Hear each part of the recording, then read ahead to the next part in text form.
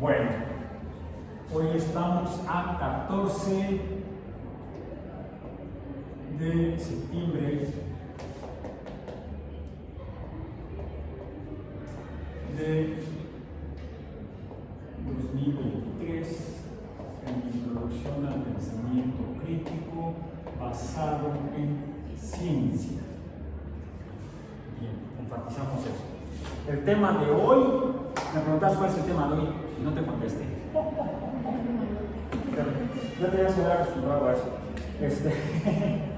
El tema de hoy, alguien ya lo ha consultado, lo ha visto, lo revisaron antes de venir, o ya lo encontraron ahorita.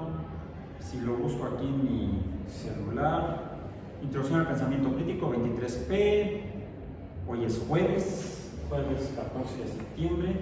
Mañana no hay actividades en la universidad porque es 15 de septiembre, día de descanso obligatorio. Así es que se quedan en la cama, no se levantan, no hacer. Luego hay que hacer un montón de cosas en casa. Y luego también tienen que ponerse al corriente de lo que no han hecho en el trimestre. Bien. Estamos en el tema 3, empezando el capítulo 3 del curso. No tema 3, en la unidad 3. El nombre que recibe esta unidad es Elementos del Pensamiento Crítico. ¿Sí? La unidad previa, la unidad 2, fue la de estándares intelectuales, ya me acordé, lo iba yo a consultar, pero ya me acordé. Estándares intelectuales. ¿Cuáles son los elementos para pensar críticamente? Pues cuando ya uno conoce o tiene algunas herramientas para empezar a practicar el pensamiento crítico. ¿Y cuál sería la primera herramienta o cómo la conseguiríamos? A través de, no necesariamente, porque la experiencia nos ha mostrado que históricamente vimos que el sol sale por el este, sube y se mete por el oeste, girando alrededor nuestro, y ya hemos revisado eso. Es una experiencia cotidiana. ¿Qué necesitamos? ¿Manejo experiencia? Pero ¿qué te llevaría a experimentar? La duda. La duda. ¿Y cuándo habrás tenido tu primera duda?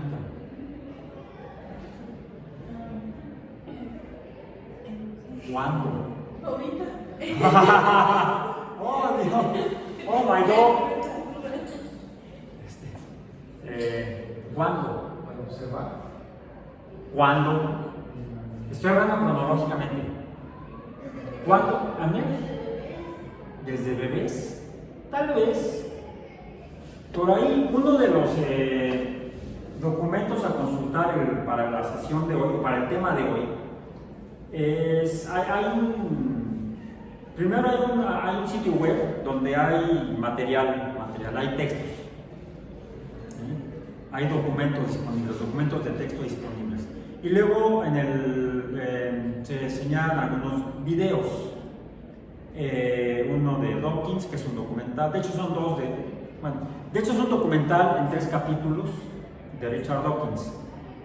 El documental es de 2008 y se titula El genio de Charles Darwin, The Genius of Charles Darwin. Trata sobre Charles Darwin y su principal obra, pero aborda algunos aspectos que tienen que ver con el tema de hoy. El tema de hoy no es la evolución, no es la teoría de la evolución de Darwin ni la biografía de Darwin tampoco, pero en ese documental sobre Darwin aborda aspectos del tema de hoy.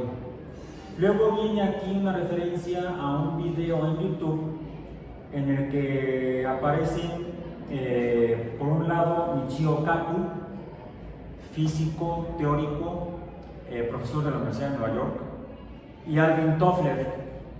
Alvin Toffler fue un sociólogo norteamericano, autor de varios libros. Uno de ellos se hizo muy famoso en la década de los 70 del siglo pasado. El título del libro es El shock del futuro. Él, como sociólogo, estudiaba la sociedad, todos los aspectos, pero le interesaba mucho la evolución futura de la sociedad. con base en dónde está o cómo está la sociedad, de dónde viene, cómo se formó esa sociedad, hacia dónde podría evolucionar socialmente. Ese fue Alvin Toffler. Es importante ver porque en esta parte Alvin Toffler toca el tema de hoy. Luego viene un fragmento de una película documental de Michael Moore de 2015, se titula en inglés Where to Invade Next.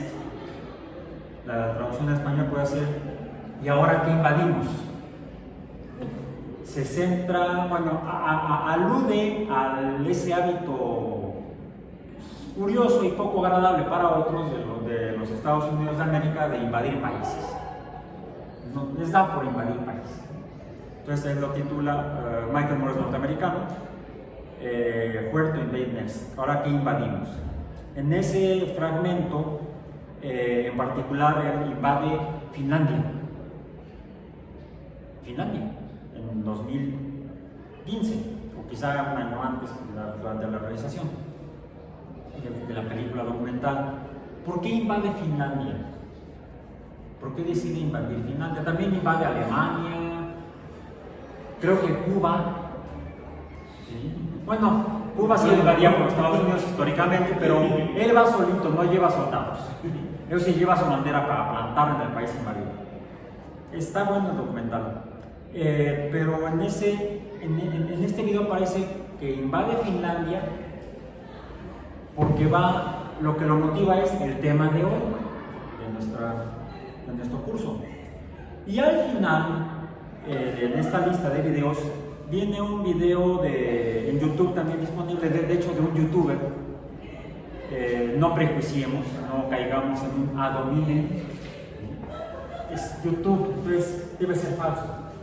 Ojo, el de Michael Moore está en YouTube y han visto películas de documental.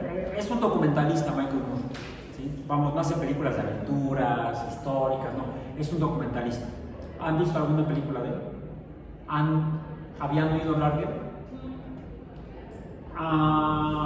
Tiene ya muchos años, ha recibido Óscares de hecho por sus producciones. Una que movió mucho a la sociedad norteamericana es una que se llamó Masacre en Columbine, o algo así. Es algo de Columbine, no me acuerdo si es Masacre en Columbine. Yo el primero que vi de él no fue ese, fue uno anterior, donde aborda el estado de la economía de los Estados Unidos en ese momento y cómo algunas ciudades como Detroit, que había sido una de las ciudades pilares de la industria automotriz norteamericana, esa ciudad en la década de los 70 empezó a decaer lentamente. Todavía en los 70 tuvo un impulso muy fuerte porque ahí se encontraban las principales productoras de música negra, moderna, de rock negro norteamericano. Si han escuchado el rock negro de los 70s, que proviene del blues y del swing, en la evolución de la música norteamericana en particular. De hecho, el rock es producto del blues y del swing, ¿sí? En la década del 50, después de la Segunda Guerra Mundial. Durante los 60 se expande en el mundo, surgen grupos europeos, británicos, alemanes, suecos, principalmente, que trascienden más allá de sus fronteras. En los 70s recibe mucho impulso la música negra de los afroamericanos. Se conoce así como música negra, esa etapa del rock, y mucho es producido en la ciudad de Detroit, la ciudad del automóvil, se conocía entonces, Motor Town, por los automóviles. Motor Town le decían a Detroit en aquella época, y a la música que ahí se produce de raíz, vamos a decir, étnica afroamericana, cultural afroamericana, le llaman la música o el ritmo Motown, o sea, de Motor Town, todavía Sí, haciendo más corta la palabra, ¿no? ¿Sí? ¿Dijiste? ¿Qué? Algo comentaste o dijiste, algo expresaste. Que Hermanos Unidos. Sí. Sí, fue clásica, de hecho es en parte lo que da lugar luego a la música disco a finales de los 70s. Esa de los Bee Gees, que eran australianos, por cierto. También surge una corriente muy importante de rock en Australia, siguiendo como ejemplo a la música afroamericana, curiosamente, que tiene, además de las raíces africanas, tiene mucho del pensamiento cristiano sureño de los Estados Unidos, que adoptan los negros, los africanos, que son llevados como esclavos al sur de los Estados Unidos principalmente. Se refugian mucho en la religión cristiana, ¿sí? Y hay un sincretismo muy interesante de su cosmovisión cristiana que tiene elementos africanos. Y el ritmo de la música tiene raíces africanas, junto con influencia de música de origen escocés, británica, porque muchos escoceses emigran a los Estados Unidos, principalmente al sur de los Estados Unidos y a la zona montañosa de Virginia Occidental, de esos estados. Entonces, se influyen culturalmente. Bueno, eso en cuanto a las producciones de Michael Moore, que está en YouTube, decía yo. El video de Michio Kaku, físico de la Universidad de Nueva York, y Alvin Toffler, sociólogo, también está en YouTube.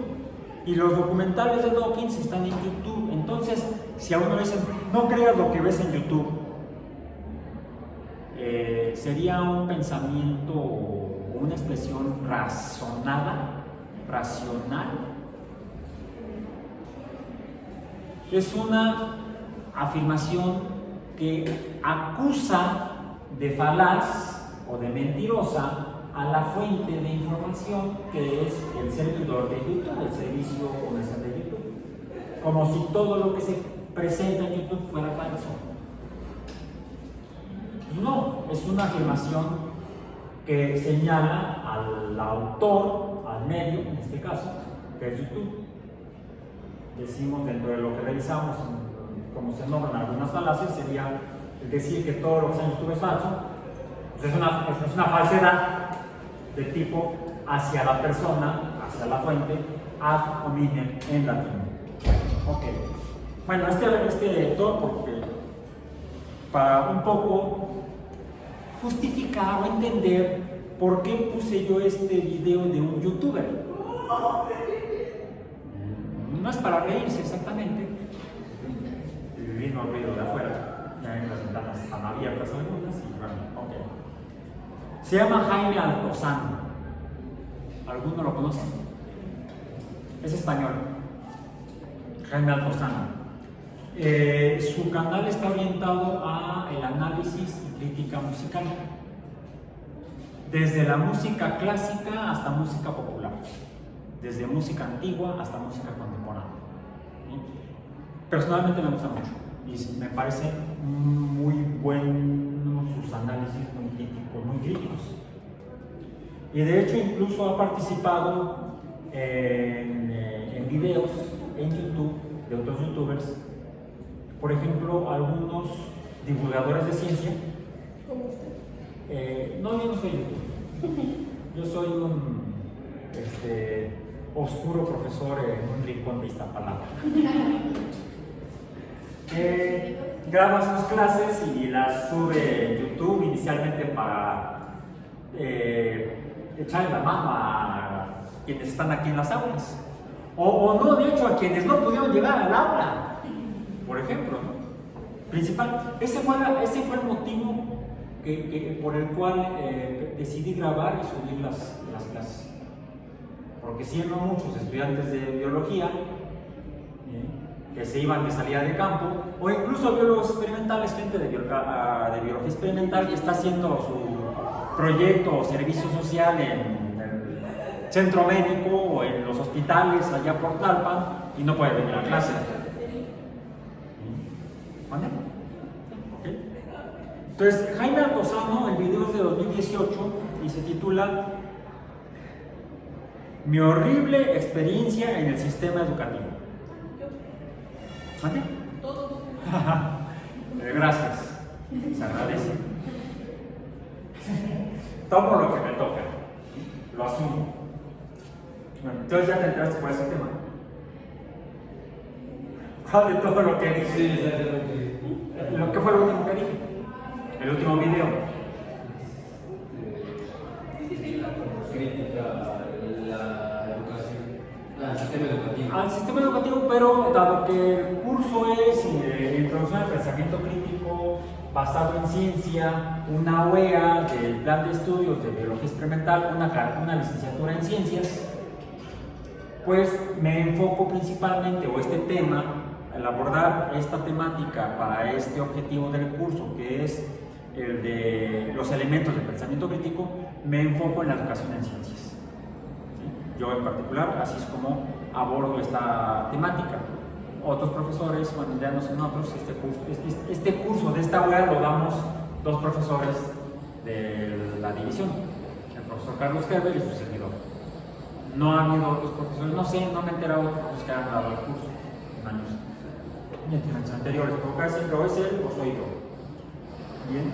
Y él lo da a su estilo, a su modo, no nos pretendemos imitarnos o hacer exactamente lo que hace el otro, respetamos nuestros estilos de docencia. Entonces, yo en particular, para ver lo de precisamente los elementos del pensamiento crítico, comienzo abordando la educación, porque sería la forma en la que podemos enterarnos que existe el pensamiento crítico y qué es y cómo se hace para poder usarlo en el ejercicio de mi profesión, en el ejercicio profesional de la biología experimental, en el ámbito y en la actividad profesional correspondiente a la que se encuentren ustedes en un futuro. Puede ser en investigación científica, puede ser en la docencia universitaria, en la docencia en otro nivel y en otro sistema educativo, o en otra actividad profesional de la biología experimental, que no solamente son la docencia y la investigación científica. Hay muchos otros campos de acción profesional en el ámbito de la biología experimental. Por ejemplo, algunos trabajan en áreas clínicas. Durante la pandemia, algunos estuvieron trabajando en laboratorios haciendo análisis de las muestras que llegaban de los candidatos a pacientes, las personas que llevan con signos y síntomas. Porque, ¿qué cursos estudian en su licenciatura de biología experimental? Que tengan que ver con algo que tuvo que ver con la pandemia de COVID-19. Virología. ¿Llevan virología? A veces en temas eléctricos. Es una optativa, no es obligatoria. Bueno, yo la llevé como obligatoria. Bueno. Microbiología. Microbiología. Principios de farmacología. Biología molecular, los análisis que verificaban si la persona que llegó con signos y síntomas no tenía nada más una gripilla, que podría ser. ¿Cómo se verificaba? Mediante PCR. ¿Y quiénes saben de PCR? ¿Los médicos? No. ¿Los QFBs? Pocos.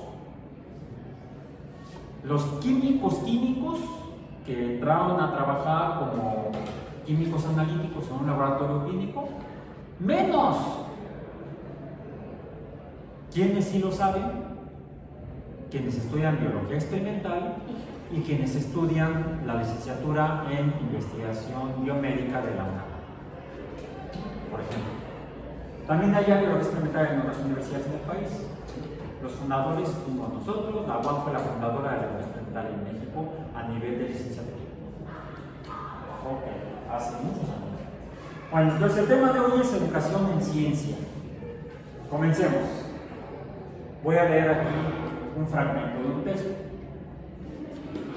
En el principio creó Dios los cielos y la tierra. Y la tierra estaba desordenada y vacía.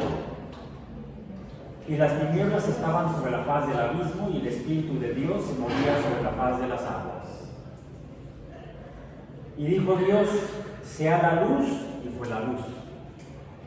Y vio Dios que la luz era buena. Y separó Dios la luz de las tinieblas. Y llamó Dios a la luz día y a las tinieblas noche. Y fue la tarde y la mañana un día. El tema es educación en ciencia. ¿Qué es lo que acabo de leer?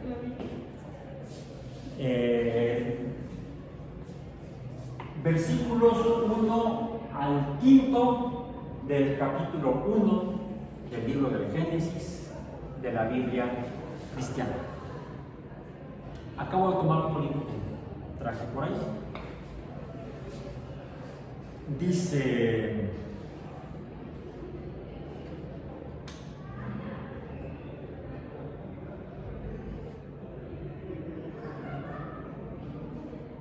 las mareas son ascensos y descensos en el nivel de grandes masas de agua. Son fenómenos físicos provocados por la atracción que ejercen la luna y el sol sobre la Tierra. Sin embargo, la luna es mayor porque se encuentra más cerca de la Tierra. Cuando el nivel del agua es mayor, se llama flujo o pleamar. Cuando desciende al mínimo, se denomina reflujo o bajamar. La atracción que ejercen la luna y el sol sobre la Tierra se manifiesta en todos los materiales, por ejemplo en las rocas, en formas de una dilatación. Sin embargo, casi imperceptible al ojo humano. En cambio, en el agua que se encuentra en estado líquido, como la de los mares, lagos o ríos, es muy notorio el ascenso o descenso del nivel. Palabra de Dios. No, palabra de la autora de este libro. Se dice el pecado, no el pecador. Bueno, la pecadora en este caso, que es una autora. ¿Observaron alguna diferencia entre los dos textos? La diferencia de palabras que utilizo. Diferencia en palabras, vamos a decir, a ver, leímos, o leí yo, que leímos, no, nos preparamos muy bien para esta pelea y estuvo muy difícil, pero pudimos ganarle al contrario. Así solían hablar los boxeadores hace muchos años, no sé si siguen hablando igual, pero como si se hubieran metido un montón a golpear a otro. No, fueron uno contra uno y debió haber dicho, bueno, me preparó mi manager, mi entrenador, trabajamos mucho y en el ring pues hice lo mejor que pude y le puse una buena al contrario y por eso le gané. Ya, yo, de mí conmigo, no todos en bola. No leímos, leí. Ok, bueno. Leí dos textos.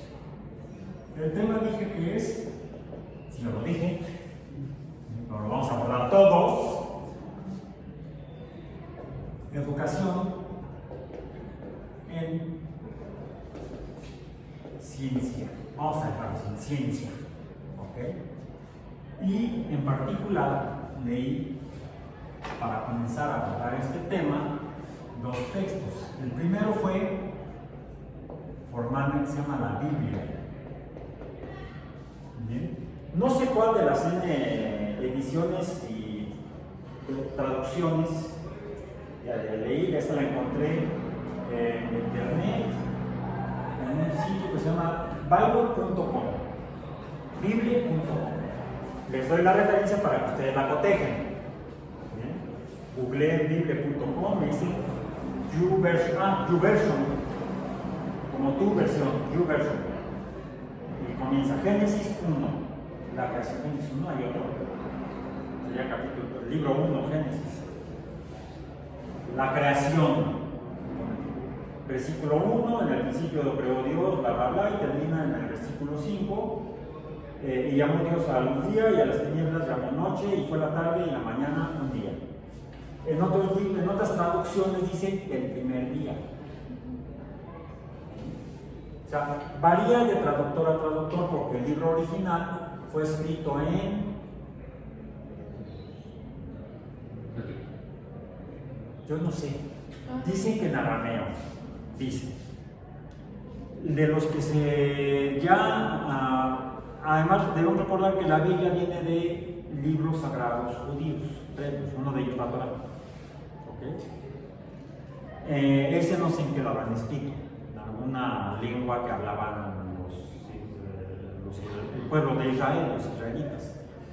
Pero cuando se empieza a propagar después de, ya en tiempos del cristianismo, de la fundación del cristianismo, hace 2000 años más o menos, y se empieza a propagar por el mar Mediterráneo, principalmente hacia Europa, hacia lo que ahora es Europa, hacia lo que eran las islas helénicas, lo que era Grecia, la Grecia antigua, pero hace 2000 años, ya bajo dominio romano.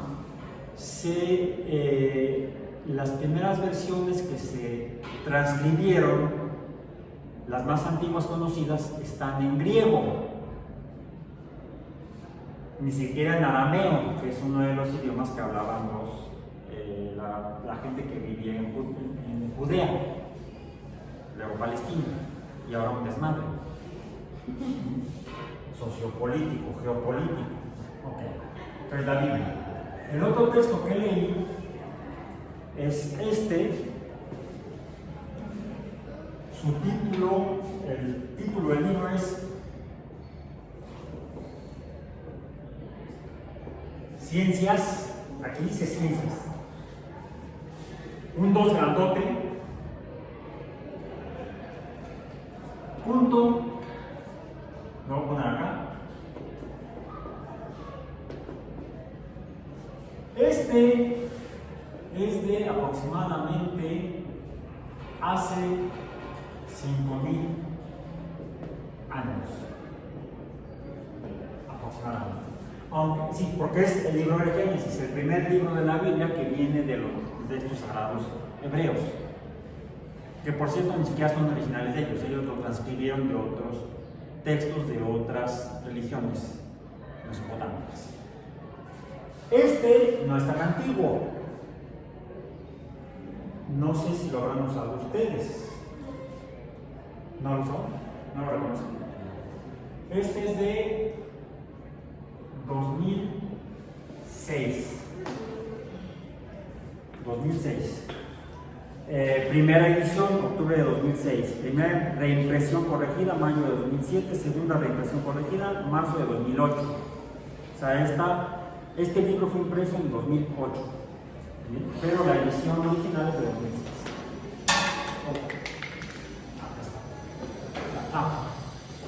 Bien, bueno.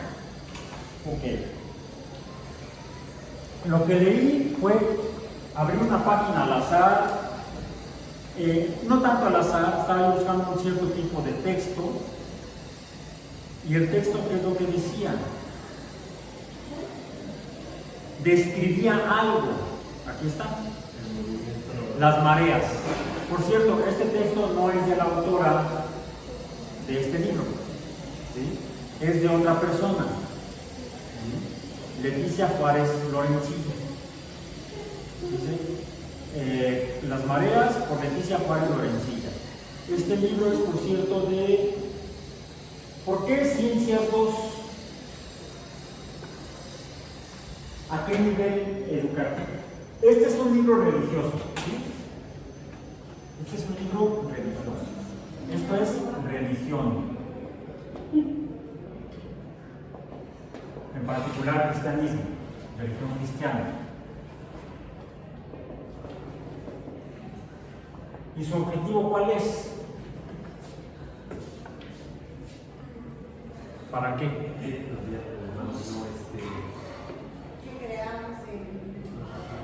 Propagar la palabra del Señor.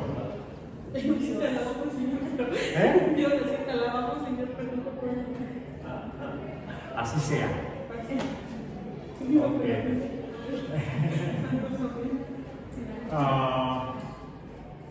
Sí, en el principio fue el verbo, luego el sujeto y luego el complemento. Pero en gramática, siempre que sea un cuestionamiento, un enunciado interrogatorio, primero va el verbo. En buen español, primero va el verbo. Por cierto, casi nadie habla así. Casi nadie pregunta primero con el verbo. En español, en inglés sí. Are you okay? ¿Está bien tú? Al poner el verbo al principio, entendemos que están preguntando. Aunque a veces en el inglés coloquial preguntan igual que en español. El verbo va después de un sujeto, por ejemplo. Bien. Entonces, este es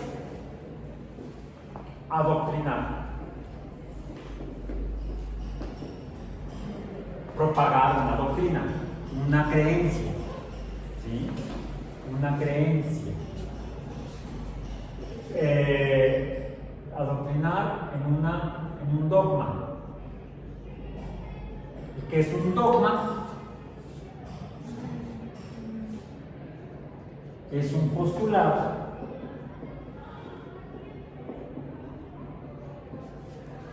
no cuestionable.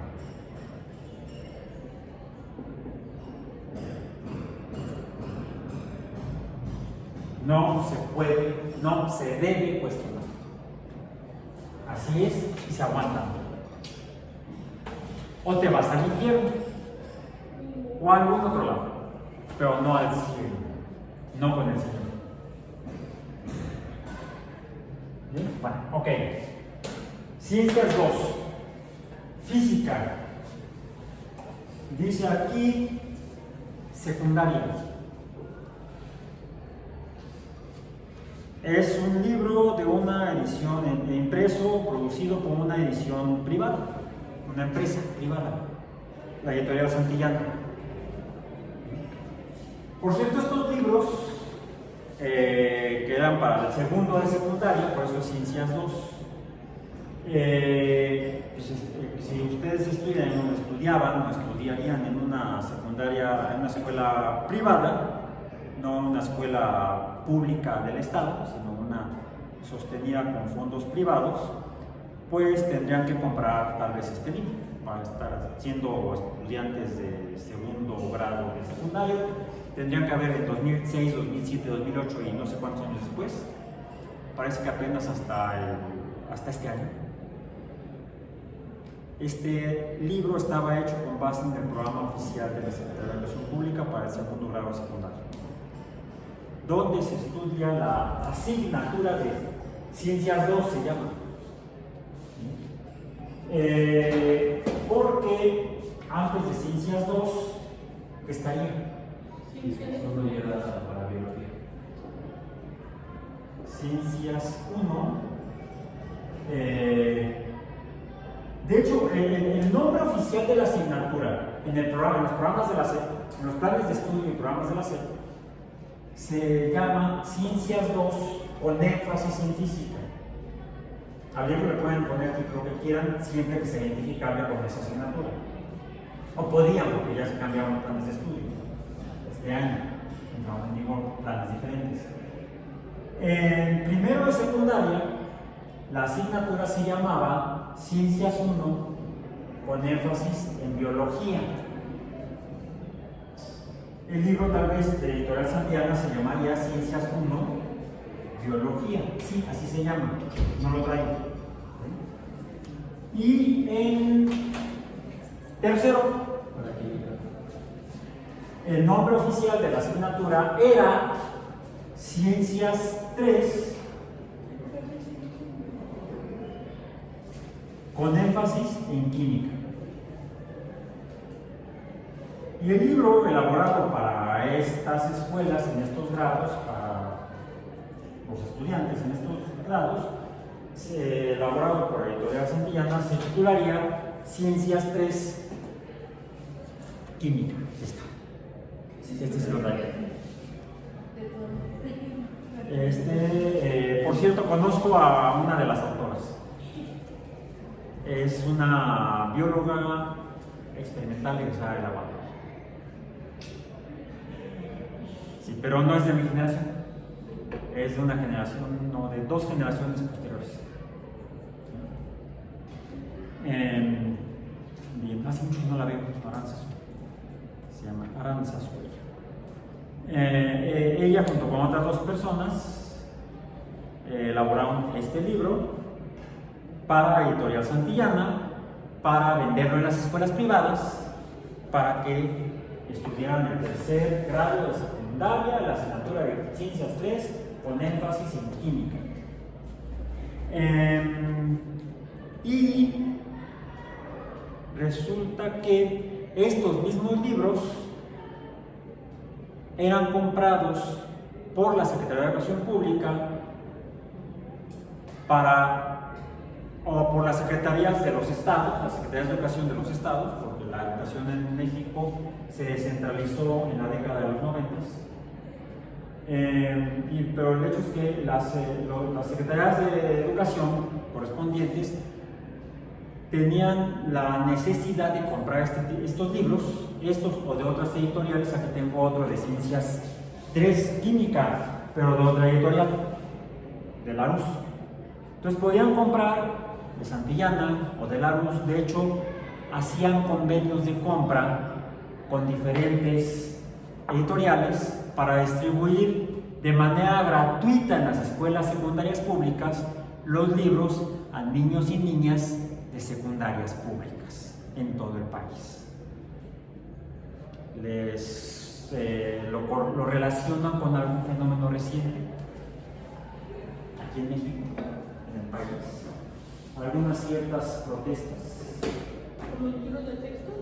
Sí, porque cuando se refieren a libros de texto, no solamente son los libros de texto gratuito de la primaria, de primero a sexto de primaria, sino que por ley, en las escuelas públicas secundarias, los niños reciben libros de texto gratuitos, pero no los elaboraban, no los diseñaba ni elaboraba propiamente la Comisión Nacional de Libros de Texto Gratuitos, la CONALITEG, sino que se le encargaba, se le contrataba a las editoriales privadas elaborar con estilos diferentes, pero con los contenidos dictados por los programas de la SEP, los contenidos y la manera de abordar los temas de, en este caso, física, biología y química en los 3 grados de ciencias de la secundaria, según rigió desde 2006 hasta el año pasado.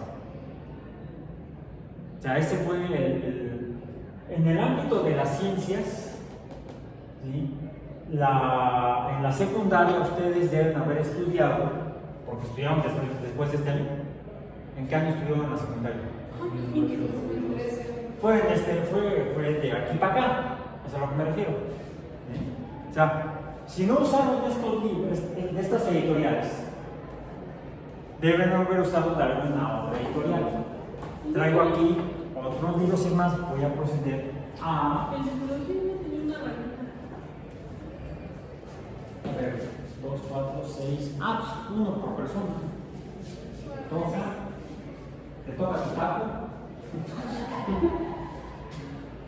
Acá. ¿Te acostumbras? Este es de geografía. ¿De qué año?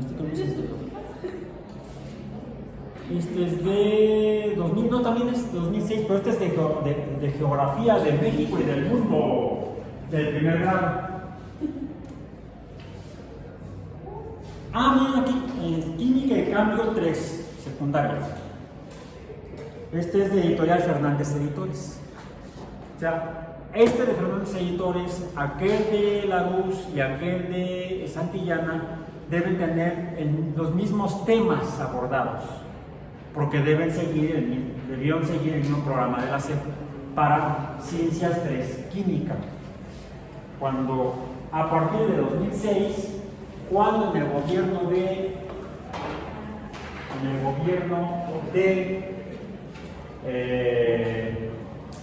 federal, gobierno de la República, de 2000 a 2006, en la Secretaría de Educación Pública estuvo el secretario doctor Reyes Tamés. Creo que es consciente, no estoy seguro. Reyes Tamés. ¿Quién, por instrucciones del presidente de la República, quién fue en este periodo? Fox, ¿no? Vicente Fox.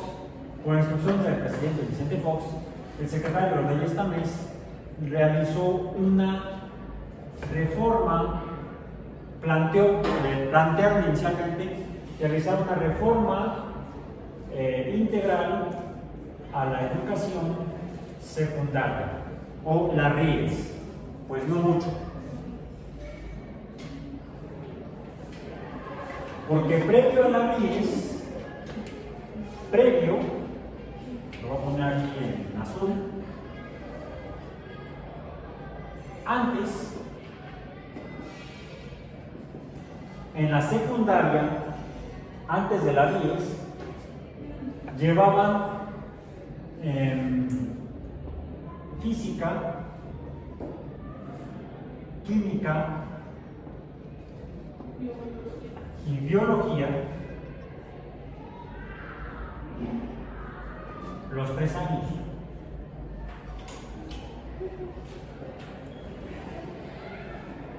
De secundaria. Mientras que en la RIES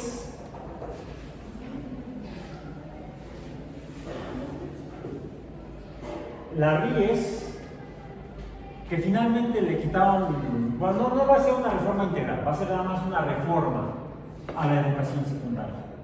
Se redujo a res, no sé si res o pollo, se redujo a 3 cursos de ciencias en secundaria.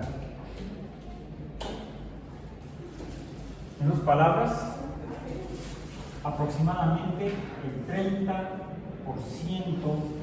del premio.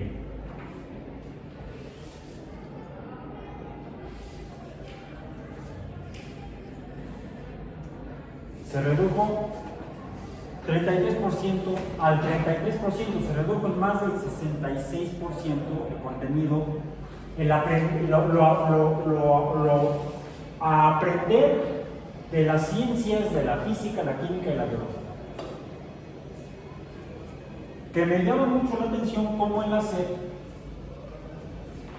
esto lo abordan en otras asignaturas, no en ciencias. ¿Qué es la geografía? ¿No es una ciencia? Según la estructura histórica de la SEP,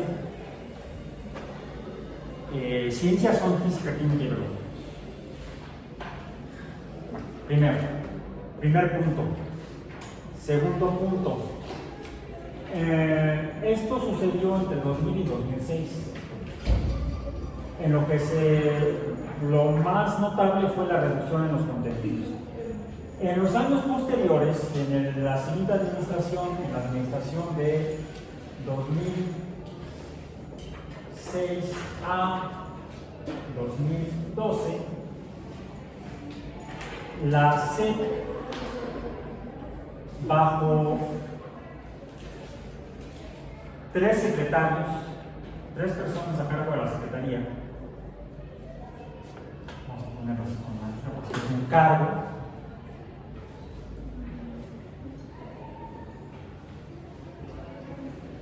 la primera fue una mujer, Josefina Vázquez Mota. El segundo fue un hombre, Ernesto Luján, creo. No, se veía Alejandro, no recuerdo si se llamaba Ernesto. Murió después por cáncer de médula ósea. Ya estaba muy enfermo, entonces renunció como secretario y quedó, nombraron presidente. ¿Quién fue en este periodo? Felipe Calderón Hinojosa. Tuvo 3 secretarios, mientras que Fox mantuvo solamente un secretario. Que por cierto, Reyes Tamés había sido rector de la Universidad Autónoma de Nuevo León. Vamos, al menos era un académico. Lo que no entiendo es por qué rasuró. Yo no lo entiendo. Los contenidos de la secundaria, esa fue su reforma. Pues de una vez se tabla rata. Bien. En En cambio, Felipe Calderón tuvo 3 secretarios. O sea, si son 6 años, en promedio estuvieron 2 años cada uno. No mantuvo una línea de pensamiento. Finalmente, quien toma la decisión, el presidente da instrucciones y quien la lleva a cabo, quien lo desarrolla a su entender, es quien está a cargo de la oficina. Secretario o secretaria. Aquí es una sola forma de apropiada, inapropiada, pero se mantiene una línea de pensamiento y acción. Aquí fueron 3 muy diferentes. La última persona que ocupó la Secretaría de Educación Pública y fue por poco tiempo, ¿sí? De hecho, el que más duró fue Lujambio, ¿sí? Fue el doctor, era un médico, que antes había sido secretario de Salud y fue al que le tocó atender la pandemia de AH1N1, de influenza porcina, AH1N1 de 2009. Se me fue el nombre del secretario de insigne memoria. Su nombre escapa, memoria también, tan insigne su memoria. Bueno, lo que pasa es que lo recuerdo yo por el sobrenombre que le pusieron a algunas personas, el doctor Fidorito. Por cierto, que yo sepa, no es doctor, o no era doctor, era médico. Tenía una maestría en administración, pero no tenía doctorado. Entonces no es doctor, no hizo estudios de doctorado, no elaboró una tesis doctoral. Bueno, pero le decían el doctor Córdoba, el doctor Córdoba. Fue el que atendió la pandemia de H1N1 de influenza y fue el último secretario de Salud de Educación. De hecho, me tocó trabajar en alguna parte para una tarea que me encomendó la Secretaría de Educación Pública. Al final, durante la gestión de Córdoba, el secretario Córdoba. Bueno, lo que hizo la administración de 2006 a 2012 fue lo que llamaron la reforma de articulación, una reforma de articulación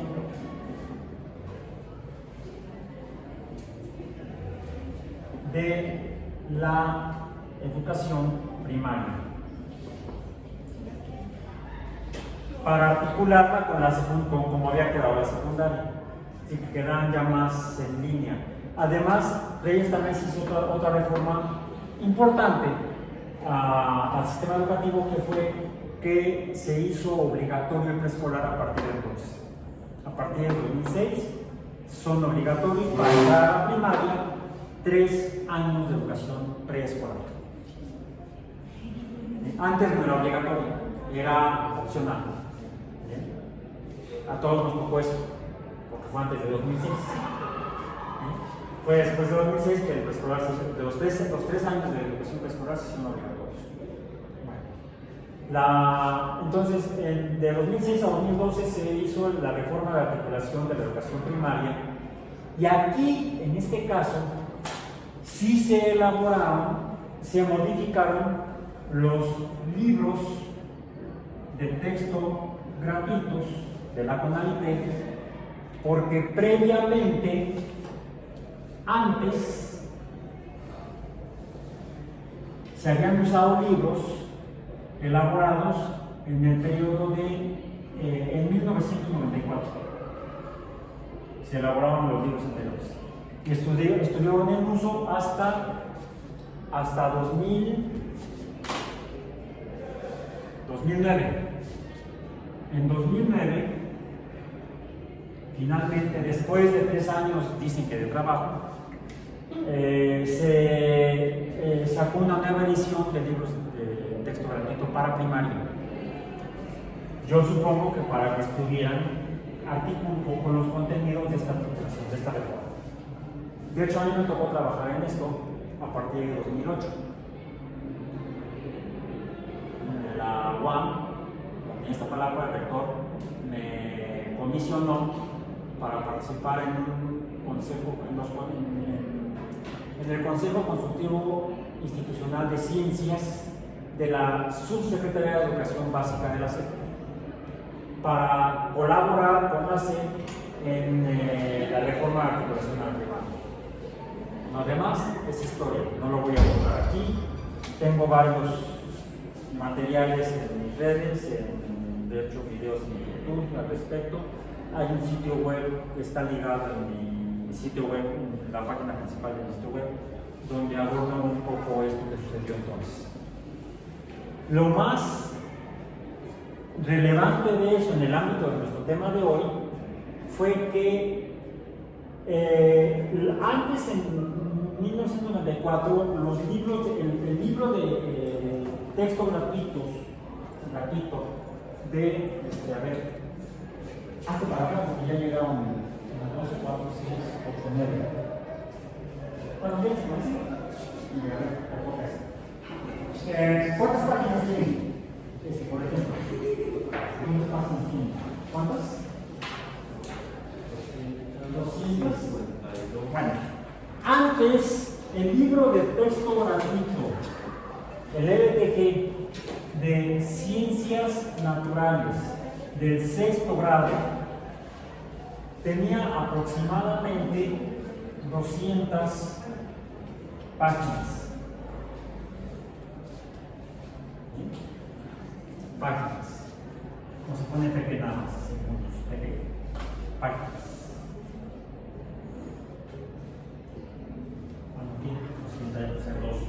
Páginas. En cambio, el equivalente, el libro de Ciencias Naturales del sexto de 2009 tenía aproximadamente 110 páginas.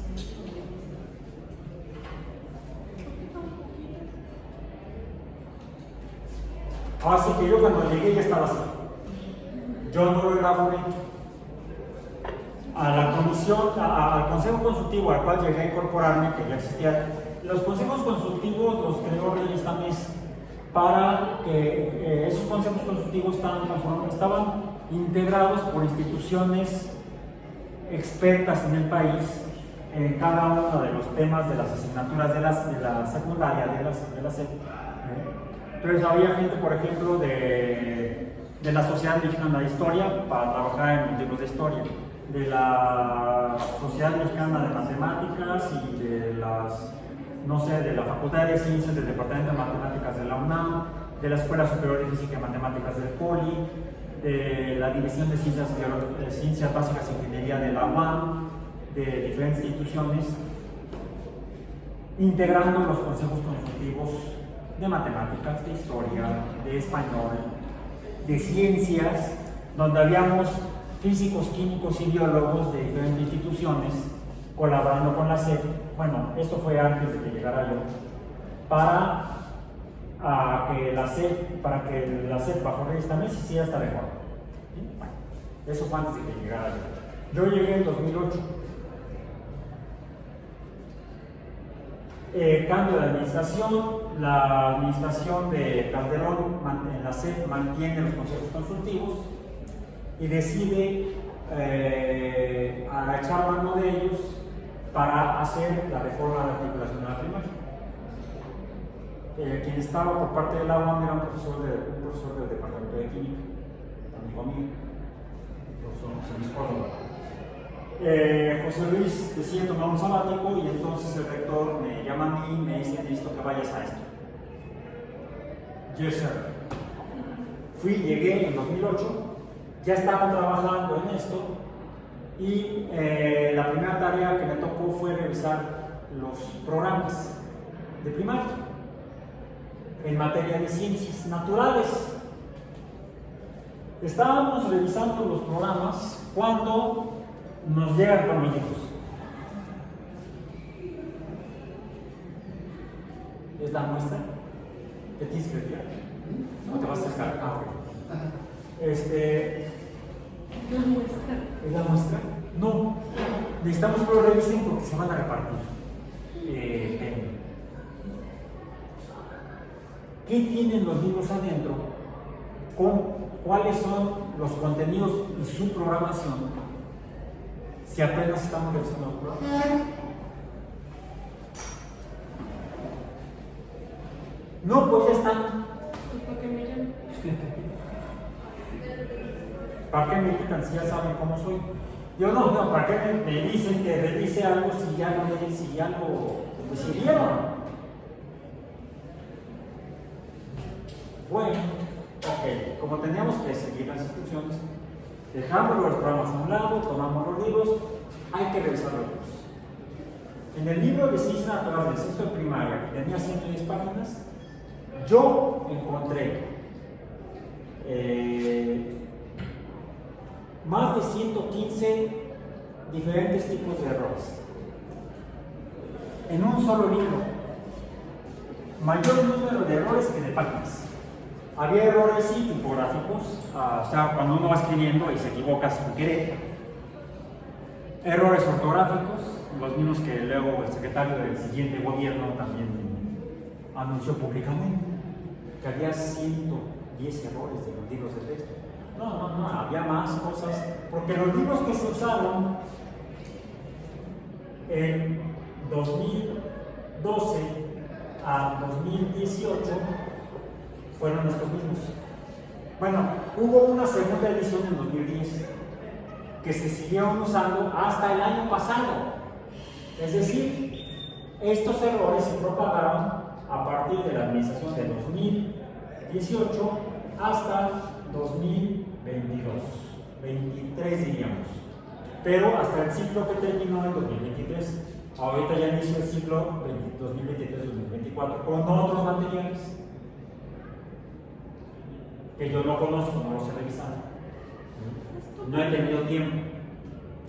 Pero no solo eso, aquí se hizo una reforma diferente del modelo educativo, no solamente de los contenidos o de rasurado de contenidos.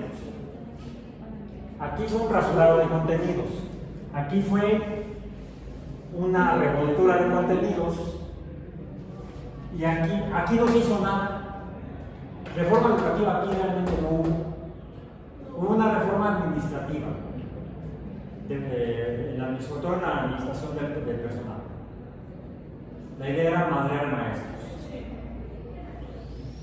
No sé, a lo mejor les tocó vivir en alguna parte, algún Es que mi mamá familiar. es maestra. No eres la primera persona que me dice, me lo han dicho maestras y familiares de maestros y maestras, lo que vivieron en estos años. Y lo escuché de algunos colegas también, y de otros niveles de educación. Finalmente aquí se hace una reforma diferente. Una reforma al modelo educativo, no solamente a los programas, en parte, o a los contenidos. Es toda una reforma mucho mayor. Esto no lo voy a abordar porque me voy a centrar en ciencias y en cómo se estaba haciendo la educación, porque quienes vivieron esto ya se graduaron de la universidad de las primeras generaciones. Y este era su bagaje. ¿Cuál fue su bagaje? Y es lo que van a hacer ahorita. Corto la grabación y les encargo la tarea de los libros que les di, dar en media hora una revisión aleatoria para que ustedes en su resumen semanal o ensayo semanal viertan una opinión informada con base en sus conocimientos acerca de ciencias, de cómo está en materia de ciencias, ya sea de física, de química, de biología o de geografía, los libros de secundaria que les di. Entonces, en ese momento corto la grabación de YouTube, nos salimos de YouTube por un momento.